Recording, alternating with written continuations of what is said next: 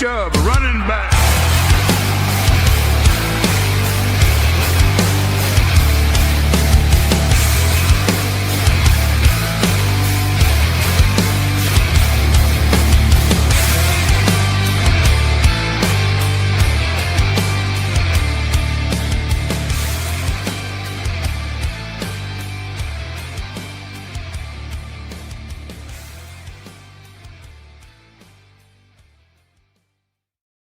Good Sunday morning to you all out there. I hope you had a fantastic Thanksgiving. If you're like me, you're probably still dealing with the food coma hangover. So hope you get through it today because it's rivalry week. We had some great college football and a really interesting NFL game yesterday. Got a whole bunch of stuff. My Ohio State Michigan game today. Buddy, I can't do another year of loss. They got to get it done today because if they lose 5 in a row to Michigan, it may be time to disown them. So we'll see. But welcome into another draft edition of the Parking Brown Show, a very special edition as we hit you with our top 50 big boards. Make sure you're subscribed to give us that thumbs up, and that'd be greatly appreciated. Bill, how you doing? Ben and Jacob, I'm doing well. It is rivalry week. We've already seen some big games already yesterday. Obviously, Texas upsetting Texas A&M, throwing the whole CFP in array.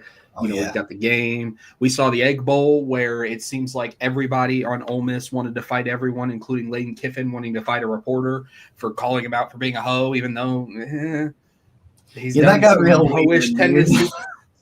It got super weird, super fast. I feel the hilarious part is when you watch the video and Lane Kiffin goes up to him, that reporter has deer in headlight eyes.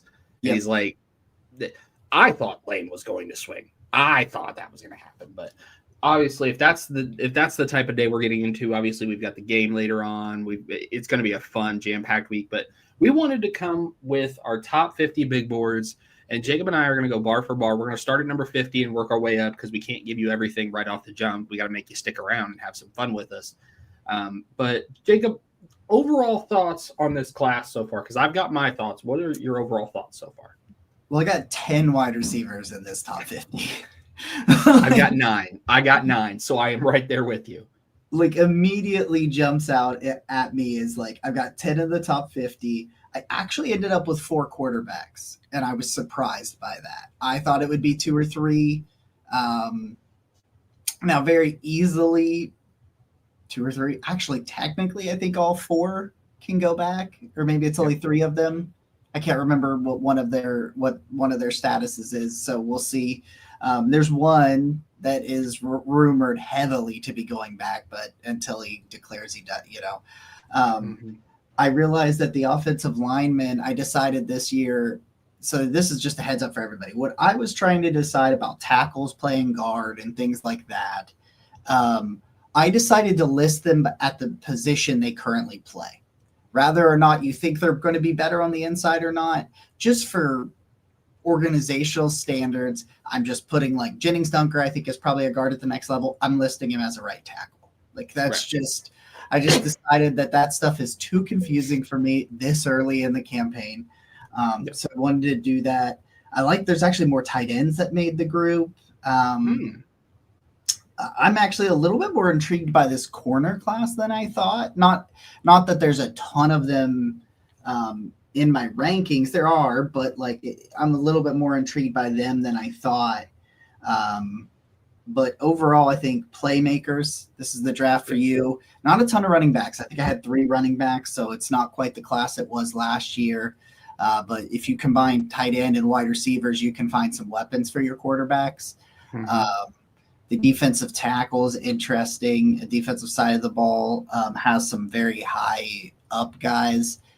But we'll get into that here, specifics later. But if you need some pass catchers, man, I like this class a lot for that. So I kick that question back to you. Yeah, no, I agree with you. This is if you need a wide receiver, this is the class for you. I have 9 in my top 50, and all 9 of them all have different skill sets, which is the best part about it. Is it's not just all speedsters. It's not just all jump ball guys. It's not all contested catch guys. It's a little bit of everything. It's like Baskin Robbins. This wide receiver class this year is what the running back class was last year. in the fact that you could take two of these guys through the draft and no one would doubt you one single bit. For me, on my board, you'll see I have guys that are listed as guard / tackle, and that's purely because they probably play tackle in college, but I think they're going to go into the pros in the interior at the next level. Sorely disappointed with the defensive tackle and the tight end class. I have 3 of each in the top 50, and that's probably the fewest of the positions. Outside of the interior offensive line, I only have 3 interior offensive line guys that are purely solely interior guys. Actually make that 4 interior guys that'll be interiors. I ended up with 5 quarterbacks, and at least 2 of them are heavily rumored to return to school, with a potential 3rd one, which is very concerning because those 3 are in the middle of my order. That would leave the top guy to come out, and then the other guy is about 33rd, right around the end of that first round, that I'm higher on by my own admission. I know there's a lot of love for him on the West Coast, and there's not a lot of love everywhere else. So this quarterback class could very well be a really good one, or it could end up being QB1 and friends, which we'll kind of talk about it as we work through the list. Especially because 2 of them for me, 2 of my top highest graded, are guys that are like really first-time full starters. And so it's like, you're taking a big even if they do declare, you're taking kind of a bigger chance than we normally see people take when it's talking about college quarterbacks coming into it. But yeah, I get it with the tight ends. I think I ended up with like 4 or 5 of them, but like that I can get it, because with the tight ends and with the defensive linemen, like I'm intrigued by a lot of these defensive linemen, but for the most part, they're a lot of one-dimensional guys. That's like it. Especially at edge, you got pass rushers or run stuffers. Like, and even at defensive tackle, I think there's a lot of that at defensive tackle where pass rushers, nose tackles. I think the nose tackle group's pretty decent. Like if you're looking for a big run stuffer, I think there's some nice options at that. But a lot of those run stuffers are run stuffers that you're hoping you can develop and have some pass rush upside, that kind of thing. So I'm gonna let you kick it off, man. So let's get your first group here on the board. And then we'll talk through some things that surprised me. Yeah, so starting at number 50, I've got Mateo Uiagalelei from Oregon, the edge. Can I? Go ahead. He's number 50 for me. I think he's a clear for me. Before I jump to the other ones, Mateo is a case of long, strong edge rusher that's a ball of clay, and that's kind of where you would take a guy like that in the middle parts of round 2, because that's about where we're talking when we talk top 50. We don't for me, I only have 13 first round grades, and I'll kind of, as we work through the list, we'll kind of talk about where the delineation is. But when you're looking at purely just drafting at pick 50, that's the middle of the second round, so that is the middle of day 2 where you're looking. So you take guys that are long, strong edge rushers that you can mold into, and he's got some pass rush moves. It's not like he's completely absent of all of them, but he's got some. So working through the rest of the list, Lili Fa'amoe, he is the right tackle for Wake Forest. I think he's a guard at the next level at 49. Nick Harbor, South Carolina wide receiver at 48. Isaiah World, Oregon left tackle, number 47. Chris Brazel, Tennessee wide receiver at 46. Jake Slaughter, Florida center, 45. Caleb Banks, Florida defensive tackle, number 44. Austin Barber, Florida's left tackle, number 43.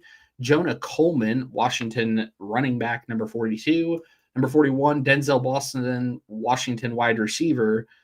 And number 40, Kenyon Sadiq, Oregon tight end. And then since it's on the list here, number 39, Malik Muhammad, Texas cornerback. Jacob, obviously I think I know where probably the first sticking point is. It's probably Kenyon Sadiq being 40th for me, and he's been getting a lot of tight end 1 buzz, top 15 buzz, round 1 buzz. What's your initial thoughts on the first 10?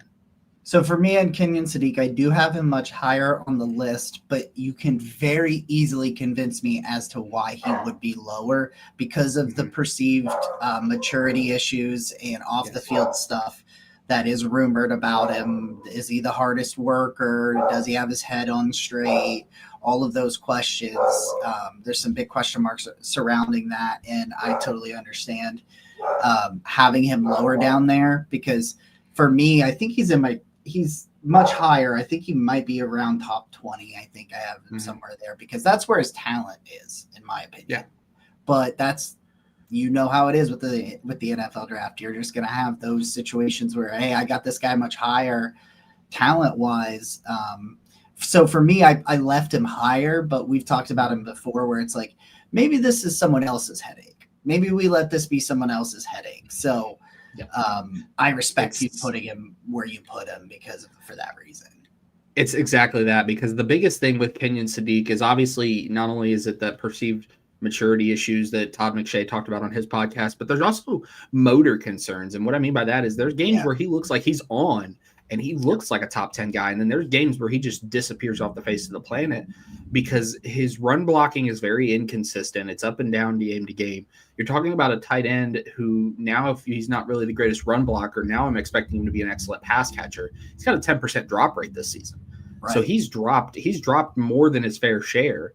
And we don't talk about it as much because Dante Moore just goes to him so often and relies on him so often. I mean, you look, he's been targeted 43 times with 36 catches, 479 yards, and 8 touchdowns, which that's what's keeping him afloat, is that 8 touchdown. But at a certain point, there's games where he looks great, like against Rutgers and Minnesota, and then against the higher end competition like Penn State and Indiana, he kind of disappears.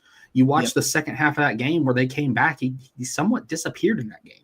So for me, I see top 15 talent, but I also see top 40 issues. And it's his landing spot is going to be huge in Kenyon Sadiq, because he's got to land in a place where he's not expected to be the tight end one from Jump Street. And that's the type of guy you take around the 40 to 50 range. Yeah. Like I said, at the beginning, it's like, I know why you did that, so to speak. Yeah. Like I have no problem with that. Like, there's some other players that I'm gonna have like that too, where I probably have them higher than others, and I'm like, yeah, no, I totally respect that. Looking through this list at guys that may or may not. Just interestingly enough with Isaiah World. So as a big Isaiah World guy, I have him at tackle 8, and he's not on this list. So what is it for you? Is it the flashes that you think you can work out some of the inconsistencies? But because I'm a little bit, he's a guy I loved coming out of summer scouting because he was so fantastic at Nevada and then transferred to Oregon this year. So that's the one other guy I wanted to ask you about where your confidence comes from. It's exactly that. This is a guy coming out of summer scouting. Coming out of summer scouting, he was a top 50 guy, and he hasn't really moved, which is a good thing and a bad thing. It's a good thing because he's still shown that he can be a top 50 guy. It's a bad thing that he hasn't really improved from his Nevada tape in terms of showing a lot of flashes. But the flashes he has shown, this is a guy who's 6'8", 318, who can play the left tackle position, who's dealt with going up that level of competition. Obviously transferring from Nevada to Oregon, it's a huge step up, and he's had really good games. I point to that Penn State game again for Oregon because that was a huge game for him. And then obviously handling Rutgers with Eric O'Neill was another big one as well. For me, I'm betting on traits with Isaiah World, because you can't teach 6'8", you can't teach 320, you can't teach that length, you can't teach the foot speed he has. But you can teach some of the mechanical things. And if I'm going to take an offensive tackle that has all of those check marks, the length, the strength, the foot speed, but I need to teach the mechanical parts of it, that's a guy I would take in the top 50, because more than likely I can land him on a team that already has an existing left tackle, a la the San Francisco 49ers, set him behind Trent Williams for a year, and then bam, there you go. Oh, I love that. I love that idea. I love that. And as you guys are going to find out, I'm a big traits guy, and you're going to see that at the top of my list, especially. So I'm a big, because every team thinks that every team should be capable of developing players that have rare traits, because that should just be where they're at. That's why they're NFL coaches, right? Exactly. All right. So let's move on. My dog will stop barking for long enough for us to do this. Your dog's just excited about the top 50. That's what it is. Yeah, he's just having a good time. No, my wife's going to go do the grocery pickup, and whenever she leaves, he gets very angry that she's left him. And Yeah. he is not a big fan of spare human. Fair. As we refer to me, I am just the spare human that sometimes takes him outside. That is fair. So My wife is doing the grocery pickup as well, and our dog, thankfully, he has his own bed. We have 2 dogs. One stays in his crate because he can't be trusted because he's still a puppy. The other one, he has his own bed right next to our Christmas tree, and our Christmas tree has been lit right now. So he just sits there and stares at our Christmas tree like he's high as a kite, and it's hilarious. hey man, if he's having a good time, who cares, right? Right, Like, exactly. all right, my 50 through 41. Let's see if we get any reactions from Bill here. All right. Number 50 is Mateo Uiagalelei, the edge from Oregon. Number 49, Jonah Coleman, the running back from Washington. Number 48, Jaden Mayava, the quarterback from USC. They got back-to-back tight ends here. At number 47, Eli Stowers, the tight end from Vanderbilt. Number 46, Michael Trigg, the tight end from Baylor. Number 45, Anthony Hill Jr., the linebacker from Texas. Number 44, the 10th of my wide receivers on the list, which tells you that there are 9 in the top 40. But at number 44, I got Jeremy Bernard, the wide receiver from Alabama. Number 43, the guy that I call the heat-seeking missile, Emmanuel McNeil-Warren, the safety from Toledo. 42 is Jermon McCoy, the corner from Tennessee. The injury, if he had been able to play a lot more this year, he's probably much higher on this list. But I still think going back and watching how good he was for Tennessee last year, he deserves to still be in the top 50 in my mind. And at number 41, Max Clare, the tight end from Ohio State. Yeah, listen. So there's a couple of things here. The first one is number 45, Anthony Hill Jr. from Texas. This is a guy who is in my top 50 and is my linebacker. We're gonna double check and confirm it, but I believe he is my linebacker 1. So, what's got you a little lower on Anthony Hill Jr.? Is it the size? Is it you're not quite sure where you're gonna play him? Is that kind of the fit there? It's a little bit of size, and I think last year's tape I think there's been some inconsistencies here and there. Like, I think sometimes I look at him, I'm like, I think with your athletic profile, with your skill set, you should have been able to make a play here and there. So, like, I think just the size has a lot to do with it, but, like, he's still a top 50 player. Like, if you took him in the Carson Schlesinger range, okay, like top of the second round, that kind of thing, I would not. Honestly, if you took him in the top 32, it wouldn't bother me. But it's just one of those things where he needs to go to a situation where they have a plan to use him because of the size. And which is the same way I felt about JOK, which is why JOK ends up going to 52. Because, it was like the size concerns, like where do we play this guy? So for me with Anthony Hill, it's the size, and I do think that he's been inconsistent at times. Not as much this year as he was last year, but I just wasn't as high as consensus on him. But you could very easily make an argument for me to move him up, I think, because the flashes, like when he's on, he's on. He's got the athletic profile to be a pretty good linebacker. And that's where I sit with him is when he's on, and we saw it last night against Texas A&M. He completely changed how Texas A&M had to attack that defense because he was just all over the place flying around. I see where you're at with Jermon McCoy at 42. The injury, we only have 2024 tape to go on. We're probably only going to have that. It's the Will Johnson, Savon Ravel conversation that we had last year. You had these really talented guys missed a majority of their year because of injuries. So how confident are you that A, they're going to bounce back, and B, that they're going to be the guy they were? And we're just now starting to see it with Savon Ravel in Dallas, but then also Will Johnson's kind of taken off in Arizona. The one question that I do have, though, you got to sell me on Jeremy Bernard, man, because he did not make my top 50. And my biggest concern is the yards per route run is under 2 yards per route run. Like, it's a lot of short stuff, screens, bubble screens, tunnel screens. And I just don't know. His landing spot in the NFL is going to have to be a team that does that. So sell me and the people on Jeremy Bernard.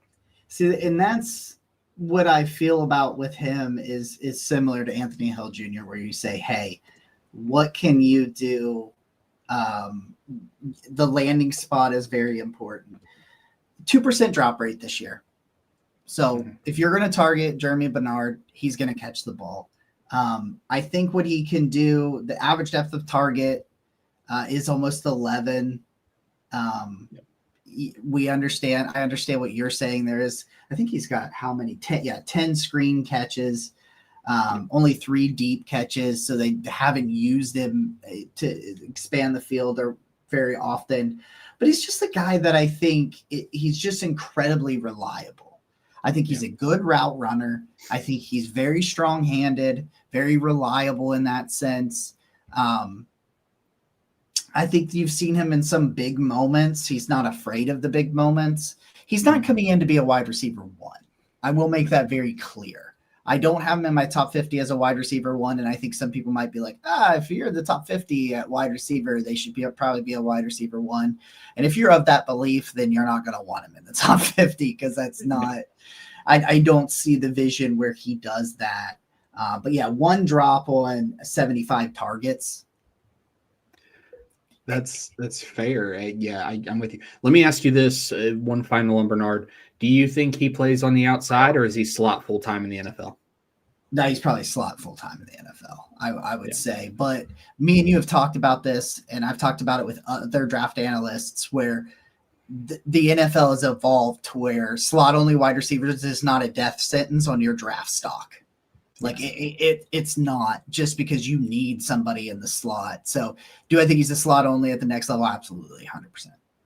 Yeah, no, I'm with you. And it's kind of judgmental because I have some slot only guys in my top 50, but I'm with you. I think Bernard, if you landed on a team with a creative offensive coordinator that could get the most out of him, like they don't really need to go wide receiver right now, but if Tyreek Hill is gone, could you imagine Bernard in Miami with McDaniel? Yeah, and with Waddle on the outside. Yeah. It's going to his landing spot is going to have a lot to do with it.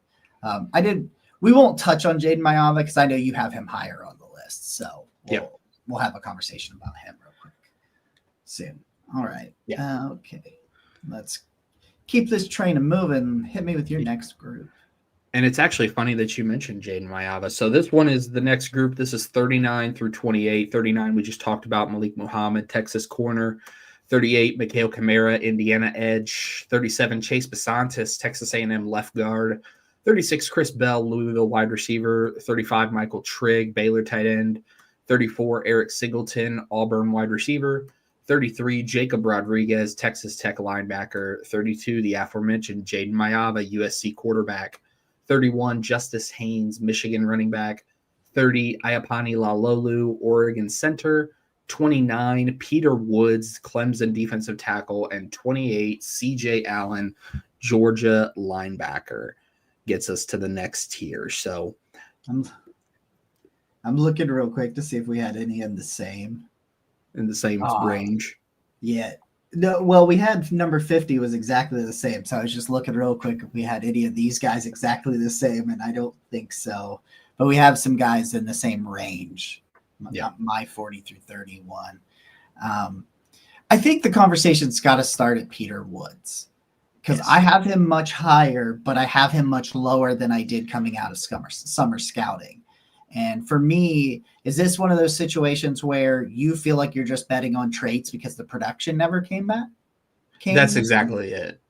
You're betting on traits. And again, we talked about it. You can take traits at a certain point, but if you're taking traits in the top 10, this is the Shamar Stewart conversation that we just had with this past cycle, albeit on a lesser scale, right? Shamar Stewart, just this otherworldly athlete, otherworldly star, just didn't have the production. Peter Woods just doesn't have the production. And I know that people are like, well, it doesn't always show up in the stat sheet for defensive tackles. I get that 100%. But also when I'm watching the game and I'm watching a defensive tackle, I should see them with a much better ability of stopping the run and a much better ability of winning on the interior. And for Peter Woods, for me, there were a lot of times where he just left me wanting more. That Georgia Tech game just out and out disappeared. The LSU game disappeared. Like there were long stretches where I'm like, is Peter Woods even on the field? And I had to roll the tape back to see that he's on the field. And that's the big concern. If I'm going to take a defensive tackle like that, he does very well as a defensive tackle in run defense. He does very well in that. But when your pass rush win rate is only 94%, it's so hard to say pass rush win rate, man. It's so hard. It's a struggle, dude. Every time when your PRW, I'm going to just shorten it. When that's sub 10% as a defensive tackle, that tells me that you're struggling to win against interior players. So now I'm looking at you and I can say, okay, if you struggle to win against interior players, let me see what you can do against the run. He does very well against the run. But when I'm looking at a defensive tackle, and he is my number 2 defensive tackle, for those of you that are wondering what column C is, that's where I have them ranked positionally in my positional grade. He's my number 2 defensive tackle. I'm not high on this defensive tackle class because, Jacob, like you talked about, there are a lot of guys that can't do both. They're either a really good run stuffer or a really good pass rusher, and I think Peter Woods is a really good run stuffer with the athletic ceiling to be a good pass rusher. But that's something you can't take in the top 10, top 15. That is an end of the first, start of the second round selection for me. It's interesting. It's really interesting to me because he's not been bad this year. Mm-hmm. But it was the hype that makes it kind of feel like he was disappointing. Like, because you go watch some of those games, and he's had some really good games this year, like just in a vacuum. But like he was talked about, and I did too, coming out of Summer Scouted. I talked about him as a top 5 prospect. Like, I mean, I was like, yeah, a lot of people had him in their top 5, like just because he's got the skill set to be a top 5 prospect in the NFL draft. It just never really came together. And a lot of that has to do with Clemson season just, oh, buddy, it just wasn't what we thought it was going to be. But that's going to be a sticking point too during the cycle of the Senior Bowl and the Combine and the team interviews. Is he came in projected as a top 5? I had him top 10, so in that top 5, top 10 guy. But you didn't see it, and then as the season went on and the Clemson season kind of went off the rails, teams are going to look back at that tape and say, okay, what did you do to try to keep the train on the tracks? Yeah. Or did you just let it go and just phone it in? And NFL GMs and decision makers are going to see that. And if they see you phone it in on your college team, the first thought in their mind is, if we start losing, if we're a New York Jets, if we're a Tennessee Titans, if we're a Cleveland Browns and we've perpetually lost, is he going to start phoning it in on us? Right. I think that's fair. Let's have the conversation about Jaden Mayava. So he ends up sliding into my top 50. I probably think I'm a little bit too low on him. Yep. In terms of where I put him at 48. You've got him where at 32. 32. What do you like about? I'll just straight up. What do you like about Jaden Mayava, the USC quarterback? With Jaden Mayava, man, he has probably hands down one of the best deep balls in all of college football. If you told me, If you told me he had the best deep ball, in all of college football, I wouldn't disagree with it because he throws it so beautifully. He layers it well. He knows how to put it in a spot where only his guy can get it. The pocket presence, he can climb, he can slide, he can maneuver around the pocket.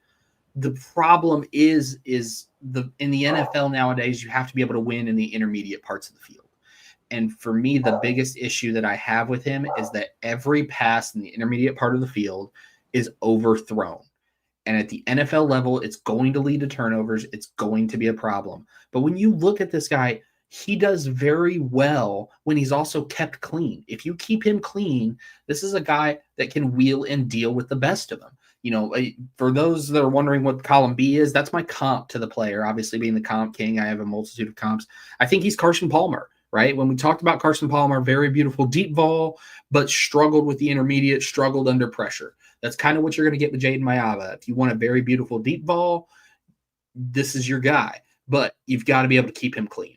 I think ultimately he will find his way into that back end of the first round somewhere. Some team, this is the Jackson Dart selection. Some team comes up for him to get the fifth-year option, get an extra year, allow him to sit. Because right now he's my quarterback 5, and he's my last quarterback that I would feel comfortable spending that type of a capital on, because I see the deep ball. I don't have to worry about deep parts of the field.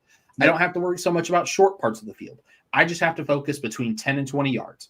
And if you told me that's all I had to work on at the NFL level, well, guess what? That's what a majority of our offense is. So as we work through the install, you're going to get experience in fixing that. Yeah. The Jackson Dart come up and get him at the back end. That's where why he ultimately made the list, because I was kind of like trying to figure out where I wanted to put him. He's quarterback 4 for me. So like I was trying to figure out exactly where I wanted to put him. I'm like, he's a prime Jackson Dart trade back up, trade up from 30, or I'm sorry, trade up from like 33 or 36 to get him kind of guy. Like, Yes. I'm like, he's the absolute guy. I'll ask you about one more guy so we don't get too long-winded on this show, because I got to get to my dad's for the Ohio State game. So we can't do 3 hours like we probably could do if we really wanted to. We could keep going. So I'm just going to ask you about one more guy, and Basantis. Is that yes. what I said? Chase Basantis from Texas A&M. Yeah, tell me what you like about him, because I don't have him in the top 50. Yeah, and for me with Basantis, it's kind of a bit of a flavor. Obviously, you're looking at a guy 6'5", 315, probably one of the best pass blocking interior offensive linemen in his class. This guy can move people in the pass game and keep it upright. The problem is he just doesn't get the drive that you would from the run side of things like you would want to. If you're a team that likes to toss the ball around the yard a little bit, like the Los Angeles Rams, like the Miami Dolphins, Basantis is a guy that can do that. Very good pass blocker, very athletic, but doesn't just get the drive in the run game that you want. And for me, if I'm looking at interior offensive lineman, he's my number 2 interior offensive lineman behind Iapani Walolu, who is number 1 and in the same tier. For me, I can work around some of the run game deficiencies with him being as good as he is as a pass blocker. If he wasn't as good as a pass blocker, he probably wouldn't be in the top 50, but that pass block ability gets him here. Okay. That's fair. All right. So I'm good in my next group. So my 40 to 31 are as follows. Justice Haynes, the running back from Michigan, at 40. Number 39, I got Jacoby Lane, the wide receiver from USC. 38, I got Connor Lew, the center from Auburn. He got hurt, and it probably means he goes back. But until people declare they're going back, I'm still just going to do some. If he comes out, I still think he's a top 50 player, because once he's healthy, I agree. He's fantastic. I got Avion Terrell, the undersized quarter from Clemson, at 37. Jennings Dunker, the right tackle from Iowa, at 36. Elijah Surratt, the wide receiver from Indiana, at 35. 34, Kamari Ramsey, the safety from USC, number 33. Keith Abney, the second, the corner from Arizona State. CJ Allen, the linebacker from Georgia, at 32. And the big nose tackle from Ohio State, number 31, I got Caden McDonald. Yeah, so you got to sell me on Caden McDonald, man, because I see the vision, but it's very hard for me to swallow him at 31 when it feels like it's been a bit of a 1-year type of a flash at nose tackle for him. And if he were, again, we just had this conversation with Peter Woods for me on the back end, but if he were a very good pass rusher and run stuffer, absolutely. You take that at 31. Yeah. But the fact that he can't really do both well, like how high are you willing? So sell me on Caden McDonald, why you think he ends up in the top 32. So I was listening to NFL Stock Exchange podcast, and if you're a draft enthusiast, you need to listen to the NFL Stock Exchange podcast, because I believe it is the best draft podcast in the land. And Connor Rogers loves him some nose tackles from Ohio State, and he put out a pretty lofty thing this week and said that he thinks he's got Caden McDonald higher than he had Tyleik Williams last year. Like, that's the kind of run defender that he sees, and it is what his justification is where my justification comes, which is straight up, I just don't think he's a movable object in the run game. Like, I think he just absolutely shuts things down. And Tyleik Williams was similar. I think Tyleik Williams had a higher upside as a pass rusher, because Caden McDonald's got a 5.6 pass rush win rate. That's not good. Like, that's not good at all. But like, his run defense grade is a 91.8. He's got a 13.6 run stop rate. That's stupid. That is stupid high. My thing is, like, they move him around a little bit. flip him on both sides of this, A-B gap. They flip him around a little bit in that sense. He's got a pair of sacks. That's it. So you're really – I sit there and I go, how many teams have started to get back to the power run to try to change things up where the defenses have adjusted to throwing the ball all over the yard.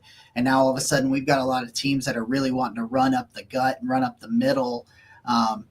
Do you think that yesterday in the Bears-Eagles game, you think they could have used a nose tackle like this against Philly could have used a nose tackle like this as Chicago ran all over them?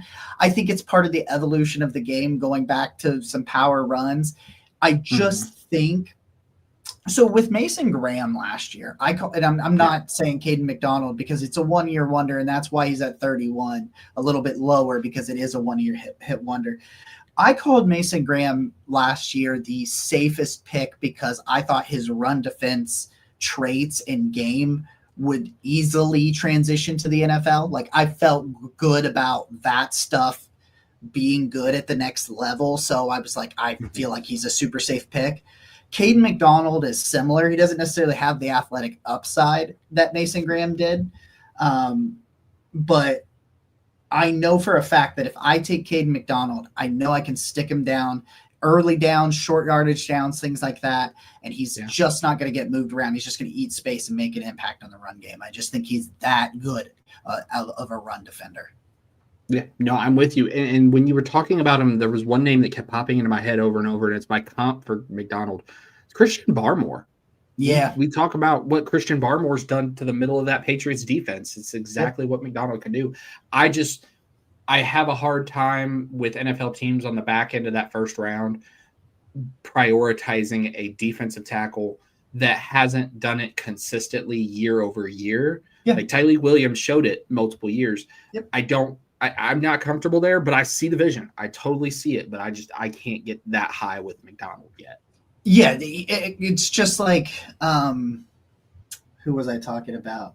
There's some other guys that's going to come up like that too for me in this list, where it's like you can easily knock this guy down for very simple, clear reasons, or you could even move him up, and I would not argue with you. Yeah, because I see the issues, I see the concerns, and it's like, yeah, it's 1 year. It's really hard to take 1 year guys. But yeah, it's hard to take them 1 year without something to hang their hat on. And he's got his run defense, but you'll hear a lot of times everybody's got run defense. So Jennings Dunker, right, at right tackle at Iowa. Is your grade at 36, is that more predicated on him sticking at right tackle, or is it more predicated on him sliding inside at the next level? Like if he slid inside, would he move into the first round? Yeah, I think this is more predicated on who I think he is overall, which is likely a guard. But I just, at least for right now, like I said at the top of the show, I'm just going to list them as what they are playing right now, just because because who was the poster child for he's got to be a guard and then has had a really good season as a tackle, the 4th overall pick in Will Campbell? We screamed at the top, and I know he's hurt now and he went to IR. No, I did the same thing too, dude. Yeah. I was right there with you. I was right there. I was like, he can't deal with speed. He gives up his outside shoulder too much. He goes 4th overall, and he's done a fantastic. He's been really good. I don't know if I want to go fantastic, but he's been more than serviceable, right? He's been a very solid left tackle, but he was the poster child of can't play tackle, has to go inside. They said, no, we're going to play him at tackle, and it's worked out. And so for that reason, I'm going to list these players where they play, and I'm going to say draft good players and figure out where they can go afterwards. And so for me, that's what it is with Jennings Dunker is. I'm saying I think his talent is 36th overall. Where is it? Is it probably better at guard because he has issue like him getting into his pass sets? It's a little rough. It's a little rough. It's a little like he's not the best athlete in the world, but I love the demeanor. He's a mean son of a gun. He's going to get in your face. He's going to move people. Like if you're looking run first, and if you're a run first offense, like you're going to be like, man, Jennings Dunker, even if it's at guard, especially if it's at guard, if you put him at right guard and you just run behind him, you're going to have some success, I think. So for me, I do think eventually he likely does kick back in, but I'm just kind of, because of Will Campbell doing this, what he did, I'm kind of like, let's just play this game this way. Yeah, let's just play this out this way. No, I'm with you. I like Jennings Dunker. We've talked about it on this show multiple times. He's just a mean son of a bitch. And when you are running the ball in the NFL, you need those types of guys. This is a true Dan Campbell, Detroit Lions interior offensive lineman type of guy that they would take on the back end of round one. Yep. And I'm with you. I think he's afforded himself the ability to fail at tackle first and then slide inside. But if someone took him and said he's just going straight to guard, straight to DVD, yep, that's fine. That works. Him and Penei Sewell on the right side of that. Good luck. Yeah, you're running the football. All right, man. Let's hit you with it. Let's. You got 27-16. Yeah. So 27 is Dante Corleone, the Cincinnati defensive tackle, the Godfather. 26, Brett Norfleet, the Missouri tight end. 25, Emmanuel McNeil Warren, Toledo safety. 24, Jermon McCoy, Tennessee corner. 23, Arvell Reese, Ohio State. And we're going to have that conversation later. 22 later. Amari Ramsey at 22, the USC safety. 21 is Carnell Tate, the Ohio State wide receiver. Number 20, Anthony Hill Jr., Texas linebacker, which we've talked about. Number 19, Avion Terrell, Clemson corner. Number 18, TJ Parker, Clemson edge. Number 17, Dante Moore, the Oregon quarterback, who is on my board, like we talked about it in the opener, until he goes back, which I think he will. He's going to be in the top 50. And then number 16, Caleb Tiernan, Northwestern left tackle. Man, I hate where you have Arvell Reese and Carnell Tate because I have them higher, but I can't disagree with, I think there's one guy I want to ask you about off the top because I don't think I have this guy scouted and my dog is going crazy again. So you guys are getting the authentic. He gets really upset if people think about walking by our house. Like, I mean, and what you got to know is that my front yard, there is a public sidewalk. There's a public sidewalk in my front yard. So people who are walking just out getting some fresh air and stuff, they come by the front of my house all the time because there's a sidewalk right there. Mm-hmm. And it sounds like he's at the front door just giving them hell. They're probably long gone too, by the way. He will keep going for a while. He'll just keep at it, yeah. He just keeps it. He's, don't you fucking come back. Don't you come Get out of here. Don't even look over here. Exactly. Yes, the don't even look over here. That's exactly it. Tell me what you like about where am I at? Brett Norfleet, because I don't think I've gotten eyes on him because I don't have him in my rankings. It doesn't look like it. So I always love this time of year because we still haven't gotten to everything. So many things change this time of year. So what is it about Brett Norfleet, the Missouri tight end, that you like so much? Yeah, so he's been my tight end one from bell to bell. He was my tight end one coming out of summer because going into last season, you saw a guy that, had the flashes, right? When you watched him play, he only had 235 yards and 2 touchdowns last year on 26 catches. But when you watched it, you saw what he truly could be. And this year, he's done a lot more of the same. 29 catches, 241 yards, 5 touchdowns. But the big thing is this guy has the size of a classic old school NFL tight end, 6'6", 260 pounds. But he can move. He is athletic as all get out. He can climb the ladder, jump up, and get the passes that you need. He's a pass catcher through and through. Does need work in the blocking aspect, in the blocking arena, but there's been some really good games. You go back and you look at the Auburn game and you look at South Carolina. He did some really good things pass blocking wise. For me, this is a guy, if you wanted a tight end that was a functional pass blocker, but also could give you the contested catch ability, the ability to work up the seam, the ability to work in space, which is why my comp for him, it's Dallas Goedert. Exactly what Dallas Goedert does for Jalen Hurts and that Philadelphia Eagles offense. That's what Brett Norfleet can do.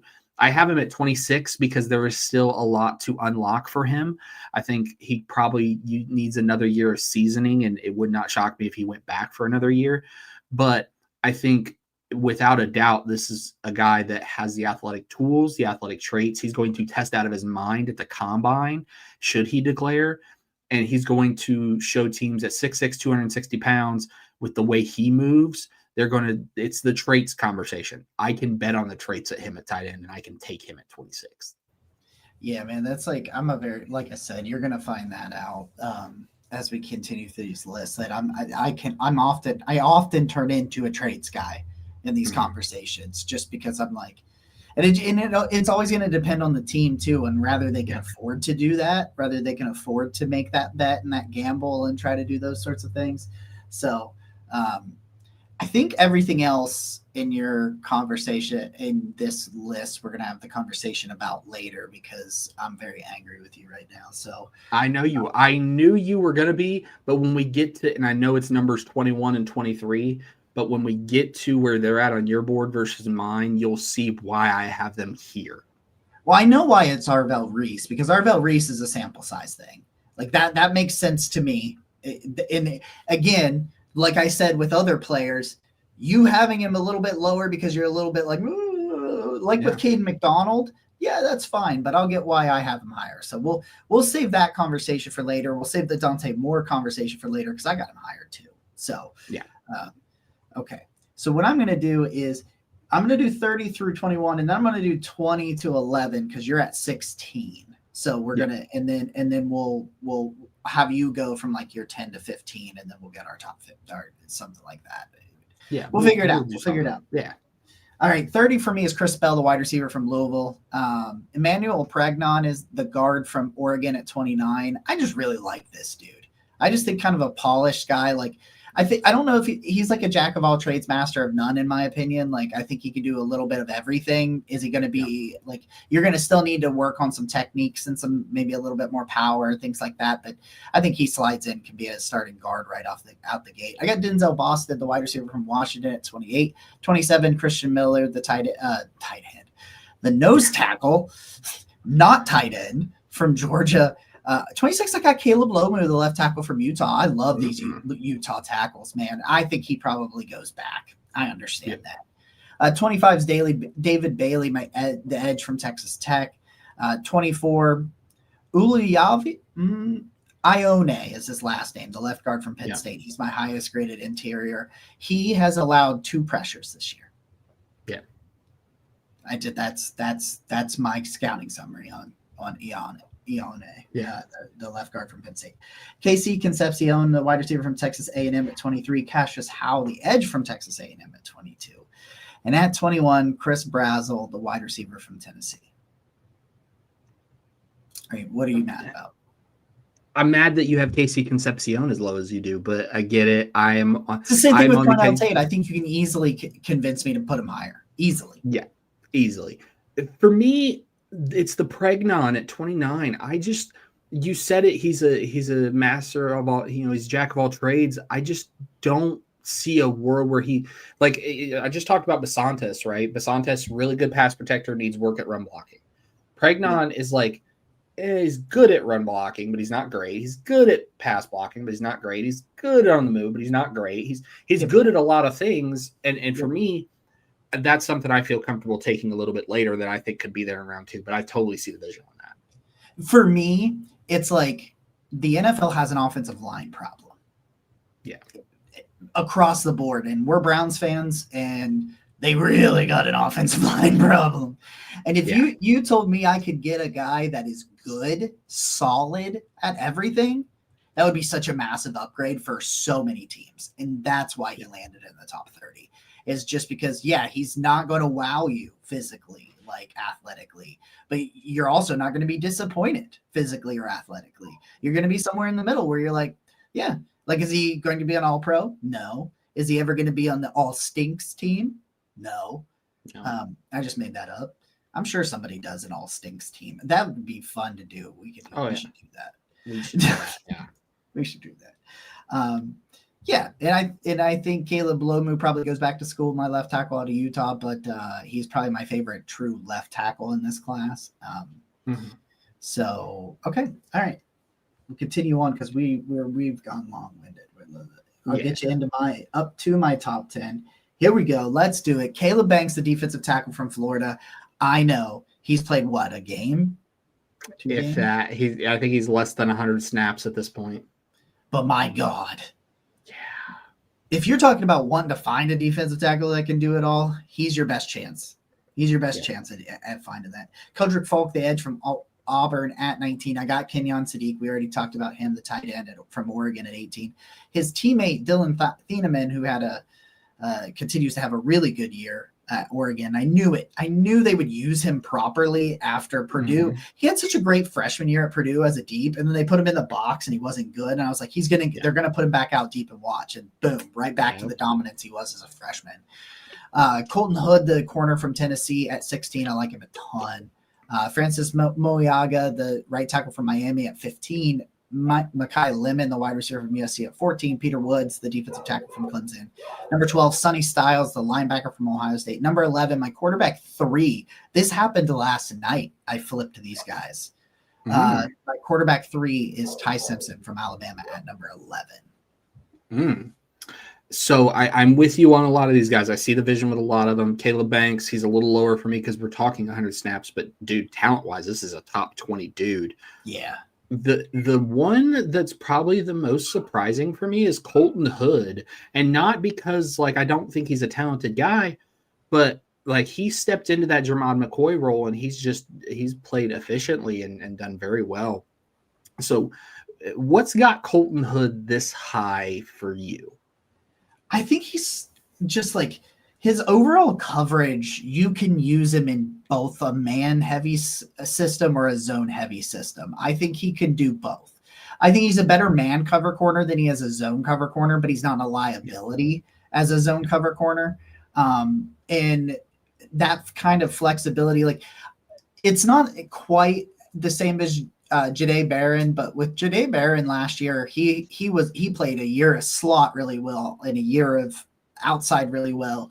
With Colton Hood, the zone versus the man coverage grades, they're similar. He's allowing a 63.6 passer rating when targeted. The biggest issue is he has 706 defensive snaps this year, 332 was what he had last year. So I can understand why you're going to be like, maybe the sample size, this is his first year, but they thought they would have Jermod McCoy back by now, at least. Yeah. At least I think they did because I thought they would. Because I definitely thought they were going to have him back by now. So Colton Hood was, hey, we need you to step up, but don't worry, there'll be reinforcements. Well, the reinforcements never came, and yet you wouldn't know it. No. You wouldn't know it when you look at some of the defensive things. I just think that because he's not make sure I have this right. Yeah, 6 foot, 195 pounds. So he's not, he's a redshirt sophomore. He's still young. But, just the one touchdown allowed. I'm trying to see if there's anything else. Yeah, 8 forced incompletions. Overall, 50% completion percentage when targeted. A little bit higher than you would like for a guy that's potentially going in the top 20.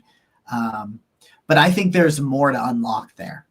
I think the raw physical ability, the athletic profile and everything, I think there's more to unlock there because, like I said, he has more snaps this year than the previous 2 years combined. And, of course, in 2023, he only played in 4 games. But you get the points. A lot was thrust on him, but it was how your air conditioner goes out and you have that one window unit and you're like, it's all right. The other AC is going to get fixed, so we're not going to have to run this thing forever. And then the main AC doesn't get fixed, and yet somehow the whole house is cooled by that one window unit because that little son of a gun just goes and goes and goes. And I just think that Colton Hood is that guy. Yeah, no, I'm with you. I think he goes back. I think we see him in 2026 at Tennessee. But if he declared, I've got an early day 3 grade on him just because there's still a lot that I want to see, especially from a physicality standpoint in press. the size is a little worrisome at sub 200 pounds for me. Yeah. When you start seeing corners sub 200, it worries me a little bit. But yeah, I think he is what we wanted Jermod McCoy to be. Yeah. And we could still get that from Jermod McCoy as an NFL player. So anything, well, we'll have the quarterback conversation, I'm sure, in a minute. Is there anything else that stands out? I think the biggest thing with Francis Maui Noah, you've got him right tackle. I think he's a full-time right tackle, but I know there's been questions about guard. Do you think it's a fail at tackle first, go to guard? Yep. That's almost always how I feel. Almost always how I'm going to feel, because I can understand it when sometimes you look at a guy and you're like, there's just no shot. Like, and NFL teams are going to know this better than I am ever going to know this, but I'm always going to say, let them fail from the outside in and we'll just go from there. Like, that's just my opinion. So, all right, let's get your next group, because we're coming up on the hour, and we're going to we'll roll through it here. So we left off at number 15, which is Lenore Sellers, quarterback, South Carolina. Number 14, Mekhi Lemon, USC wide receiver. 13, Dylan Thieneman, Oregon safety. Number 12, Keldrick Falk, Auburn edge. Number 11, Spencer Fano, Utah right tackle. Number 10, Caleb Lomu, Utah tackle. Number 9, Ty Simpson, Alabama quarterback. Number 8, Jordan Tyson, Arizona State wide receiver. Number 7, the aforementioned KC Concepcion, Texas A&M. Number 6, Jeremiah Love, Notre Dame running back. Number 5, the aforementioned CC Maui Noah, Miami right tackle. Number 4, Fernando Mendoza, IU quarterback. Number 3, Mansour Delane, LSU corner. Number 2, Caleb Downs, the Ohio State safety. And numero uno, Ruben Bain, Miami edge. All right, let me run through mine, and then we'll have a quick conversation and get you guys out of here. Yeah. My top 10 here. It's a lot of the same cast of characters, actually. It's just in different orders that I think it's interesting, except a little bit. Oh, I'm not on the right page. Here we go. Here we are. All right. Number 10, Mansour Delane, the corner from LSU. I did consider putting him higher. Number 9 is Dante Moore, the quarterback from Oregon. I do have him up there. I think he goes back, but But if I'm like the Browns picking in there, unless Shedeur Sanders, but anyway, number 8, Jordan Tyson, the wide receiver from Arizona. I got Cornell Tate at number 7. I put him over there just because of the reoccurring injury issues with Jordan Tyson. I think talent-wise, he's the best wide receiver in this class. Spencer Fano, the right tackle from Utah at 6. Fernando Mendoza, the quarterback from Indiana at 5. Jeremiah Love at number 4, the running back from Notre Dame. Caleb Downs at safety out of Ohio State at 3. Ruben Bain, the edge from Miami at 2. And Arvell Reese, the ultimate betting on traits guy, the linebacker from Ohio State, is my number 1 overall prospect. Yeah, so the two biggest conversation pieces, you have Arvell Reese number 1. I have him at number 23. For me, man, like I get it. It is a total traits thing, but it's such a small sample size. And then on top of that, you have to get him in the perfect spot, because you look at his change of direction and his lateral movement, it just hinders his ability in coverage. It's not the greatest thing in the world. I've seen more than a few occasions he's slow to get depth in play action, especially play action takes advantage of him. And there's a lot of times where I just see occasional, instead of taking the edge and creating a wide circle, he takes more of a blocky angle, which creates cutback lanes. So for me, I think ultimately you're going to see him as edge at the NFL level. Yes. I don't think he can play linebacker. I think he is an edge. I don't think he's an off-ball guy. But the big concern with that, if you look at him purely as an edge, now I'm having the conversation of 1-year sample size. And we just saw Shamar Stewart with his athletic ability go 16th overall. We've also seen guys go number 1 overall that are athletic edges, like Travon Walker.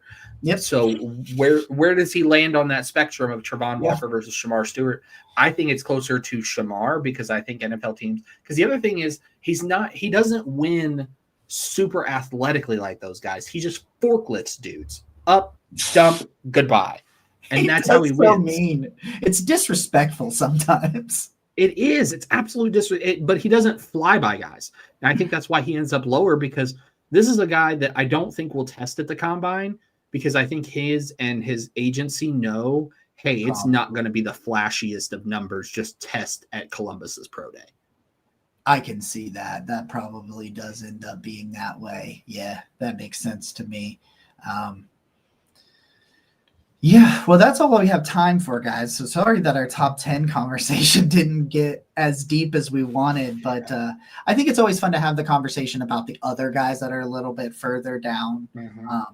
What is going to happen is we're going to go head to head on another bet here. And that is, whose top 10 do you like more? So stay tuned to our TikTok at _Browns. I'll put it up probably around Tuesday or so and ask you guys who do you think was better in the top 10, and then maybe we'll make Bill eat carrots. Oh no. But or maybe we'll just make you take another bite of a raw onion, because right now I'm 1-0. So fuck if that'll ever happen again. I still have the taste in my mouth. Guys, we love you guys so very much. Thank you so much for giving some of your time to us. Things are growing. Sorry we rushed the end of the conversation, because as we do, we get a little long-winded. And I would have let this episode go over, but I do have to get myself prepared for the game. So any other time, I would let this conversation go a little bit longer, but we'll get more and more into this stuff as the week goes on. So tell us what you think. Who's your top prospect? Put that in the comments, that kind of thing. Hit that subscribe button. Give us the thumbs up. We appreciate you so much. We'll see you guys again next time. As always, go Browns. Go Browns.